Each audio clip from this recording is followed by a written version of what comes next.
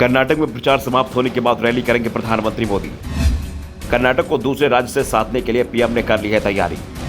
कर्नाटक में जब होगी वोटिंग उसी समय पीएम की राजस्थान में रैली। कर्नाटक विधानसभा चुनाव के लिए चुनाव प्रचार 8 मई को समाप्त हो रहा है। चुनाव प्रचार में कांग्रेस, बीजेपी और जेडीएस ने अंतिम समय में अपनी पूरी ताकत लगाई। चुनाव प्रचार की समय सीमा समाप्त होने के साथ ही राज्य के बाहर के लोग कर्नाटक छोड़ देंगे। वोटिंग 10 मई को होनी है और हर बार की तरह वोटिंग वाले दिन पीएम मोदी की रैली की जैसे परंपरा बन गई है वो इस बार भी कायम रहेगी।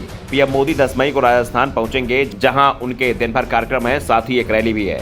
साफ है कि पीएम रैली राजस्थान में करेंगे, लेकिन उनके निशाने पर कर्नाटक के वोटर होंगे जो उस दिन वोट डाल रहे होंगे।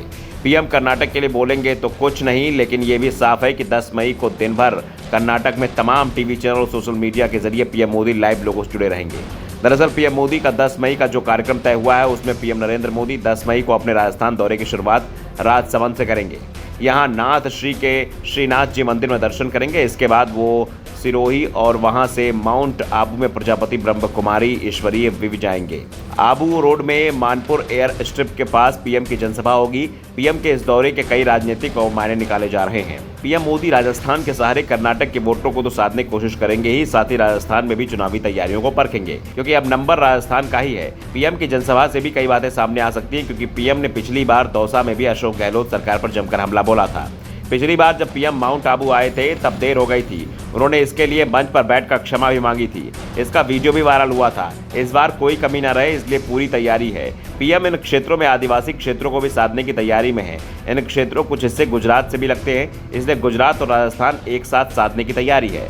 दरअसल राजस्थान में चुनावी माहौल तैयार होने लगा है। पीएम की जनसभा से डबल इंजन वाली सरकार की बातें और सड़क के साथ रेलवे की चर्चा भी होने की संभावना है।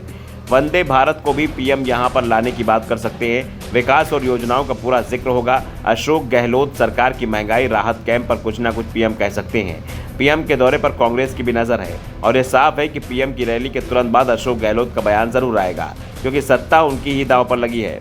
कांग्रेस इस बार विधानसभा चुनाव अशोक गहलोत के नेतृत्व में लड़ेगी, यह तय माना जा रहा है। ऐसे में पीएम के निशाने पर गहलोत होंगे तो उनकी ओर से भी जवाब दिया जाएगा। राजस्थान बीजेपी के नेताओं का भी दावा है कि 10 मई को कर्नाटक में चुनाव खत्म हो जाएगा। इंतजार 13 मई को काउंटिंग का रह जाएगा।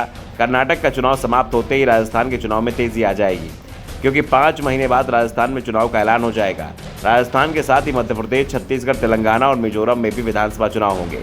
इन सभी की तैयारियां पहले से ही शुरू हो चुकी हैं, लेकिन कर्नाटक चुनाव समाप्त होने के साथ ही सभी दलों को पूरा जोर इन राज्यों में रहेगा। साल के आखिर में होने वाले इन राज्यों में लोकसभा की 83 लोकसभा सीटें हैं और इसमें अगर जम्मू कश्मीर को शामिल कर दिया जाए तो सीटों की संख्या 88 हो जाती है। जो ऐसे में चुनाव अगले साल होने वाले लोकसभा चुनाव का एजेंडा भी सेट कर देंगे और इन सभी राज्यों में बीजेपी और कांग्रेस दोनों ही दल मजबूत हैं। कुछ राज्यों में क्षेत्रीय पार्टियों की स्थिति अच्छी है। ऐसे में कर्नाटक के बाद अब उन राज्यों पर ज्यादा जोर रहेगा जहां चुनाव साल के आखिरी में है और पीएम मोदी 10 मई से राजस्थान में चुनावी अभियान का आगाज भी कर देंगे। Bureau report, the Navdarpan news.